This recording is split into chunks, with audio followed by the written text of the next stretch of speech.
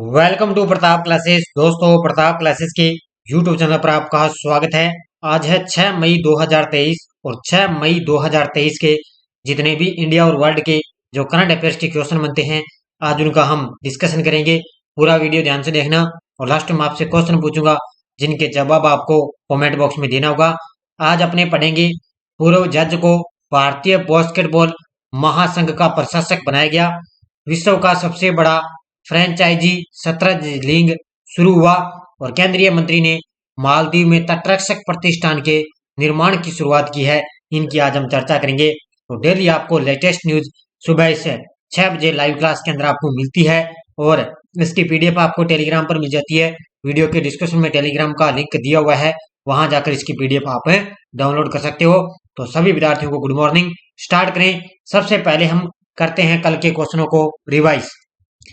देखिए, किस भारतीय मूल के व्यक्ति को विश्व बैंक का अध्यक्ष नियुक्त किया? ये आपको पता है किसको कर दिया? अजय बंगा को नियुक्त किया है। विश्व प्रेस स्वतंत्रता सूचकांक 2023 के अंदर भारत का कौन सा स्थान है? तो भारत का इसमें 161वां स्थान है। FIM world junior GP world championship में भारत के पहले राइडर कौन बने हैं? तो वो बने हैं जेफरी इमैनुअल। राष्ट्रीय विनिर्माण नवाचार सर्वेक्षण में किस राज्य को सबसे अभिनव राज्य का स्थान दिया गया? ये दिया गया है कर्नाटक राज्य को। सीमा सड़क संगठन के महानिदेशक जनरल राजीव चौधरी ने किस शहर में सीमा सड़क संगठन से मल्टी मॉडल अभियान को हरी झंडी दिखाई? ये दिखाई है नई दिल्ली में। भारतीय पर्यटन मंत्रालय किस देश में अरेबियन ट्रेवल मार्ट 2023 में भाग लिया? तो ये आयोजित हुआ था संयुक्त अरब अमीरात में। मार्केरिटा डेला वेले को किस कंपनी के सीईओ के रूप में नियुक्त किया? ये किया है वोडाफोन कंपनी के सीईओ। और कौन सी राज्य सरकार टोडी टेपर्स के लिए बीमा योजना लागू करेगी? और वो करेगी तेलंगाना की राज्य सरकार।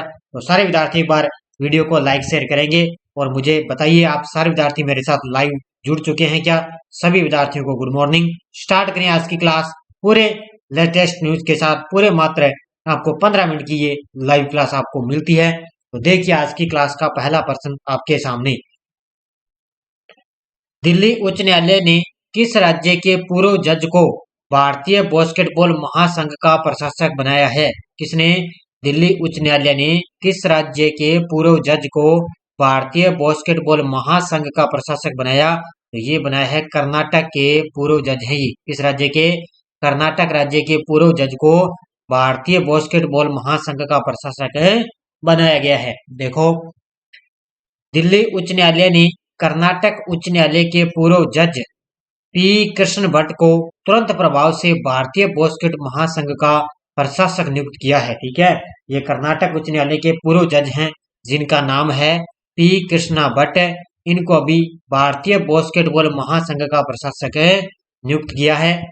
भारतीय बास्केटबॉल संघ की स्थापना 1950 के अंदर। इनका मुख्यालय कहाँ पर है? इसका मुख्यालय है नई दिल्ली के अंदर। तो बस ये पॉइंट आपको पहला आपको याद रखना है। दूसरा प्रश्न, हाल ही में विश्व का सबसे बड़ा फ्रेंचाइजी शतरंज लीग किस देश में शुरू हुआ है? हाल ही में विश्व का सबसे बड़ा फ्रेंचाइजी शतरंज लीग किस देश में शुरू हुआ? ये हुआ है दुबई के अंदर। कहां पर हुआ है? दुबई देश के अंदर शुरू हो चुका है। देखो, फिडे और टेक महिंद्रा के संयुक्त उद्यम ग्लोबल चेस लीग GCL ने उद्घाटन संस्करण के लिए दुबई को आयोजन स्थल घोषित किया है। यानी कि फिडे और टेक महिंद्रा दोनों ने क्या है, संयुक्त उद्यम ग्लोबल चेस यानी कि शतरंज का जो आयोजन है उसके संस्करण के लिए उसको दुबई को आयोजन स्थल के लिए घोषित किया गया है। यानी कि दुबई में इसका आयोजन किया जाएगा। नेक्स्ट देखो, कौन सी राज्य सरकार डिज्नीलैंड के आधार पर अयोध्या में रामालैंड की योजना बनाई है? कौन सी राज्य सरकार है डिज्नीलैंड के आधार पर अयोध्या में रामालैंड की योजना बनाई? तो वो बनाई है उत्तर प्रदेश की जो मुख्यमंत्री है योगी आदित्यनाथ ने क्या है, डिज्नीलैंड के अंदर अयोध्या में रामालैंड की योजना बनाई है। देखो,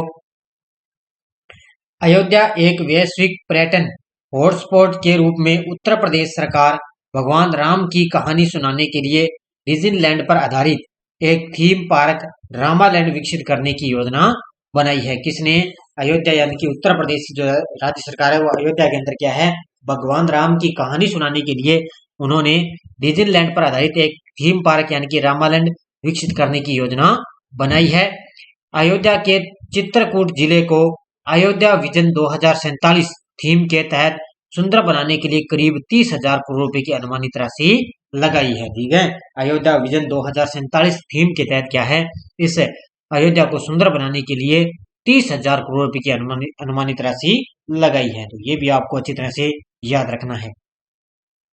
नेक्स्ट, किस केंद्रीय मंत्री ने मालदीव में तटरक्षक प्रतिष्ठान के निर्माण की शुरुआत की है? किस केंद्रीय मंत्री ने मालदीव में तटरक्षक प्रतिष्ठान के निर्माण की शुरुआत की है? ये की है हमारे केंद्रीय मंत्री हैं, कौन है? रक्षा मंत्री राजनाथ सिंह ने इसकी शुरुआत की है। इसने हमारे रक्षा मंत्री राजनाथ सिंह के द्वारा मालदीव के अंदर तटरक्षक प्रतिष्ठान के निर्माण की शुरुआत की है।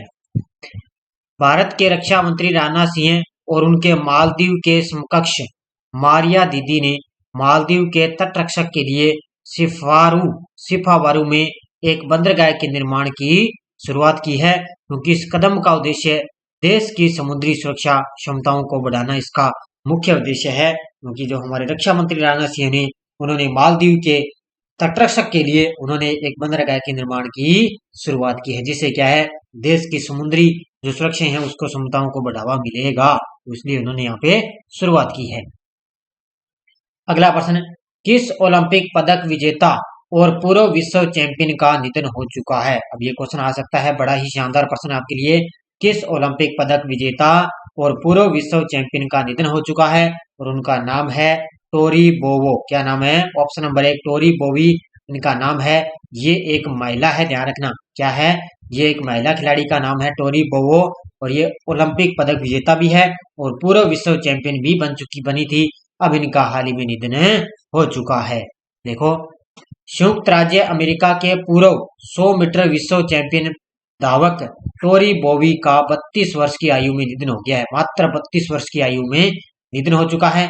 अमेरिकी खिलाड़ी को 2017 में विश्व चैंपियन का ताज इनको पहनाया गया था 2017 के अंदर, और उन्होंने 2016 में रियो खेलों में 3 ओलंपिक पदक जीते थे। इन्होंने स्वर्ण पदक भी जीता है इसमें, और 2017 के अंदर क्या है इनको विश्व चैंपियन का ताज पहनाया गया, और मात्र 32 वर्ष की आयु में इनका निधन हो चुका है। किसका?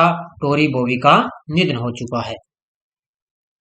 नेक्स्ट देखो, भारत और किस देश ने औद्योगिक अनुसंधान और विकास सहयोग के लिए समझौता ज्ञापन पर हस्ताक्षर किए हैं? भारत और किस देश ने क्या है औद्योगिक अनुसंधान और विकास सहयोग के लिए समझौता किया? ये किया है भारत और इजराइल। किसने किया है? भारत और इजराइल देश ने क्या है औद्योगिक अनुसंधान और विकास सहयोग के लिए समझौता ज्ञापन पर हस्ताक्षर किए हैं। देखो, इसकी डिटेल ये याद रखनी है।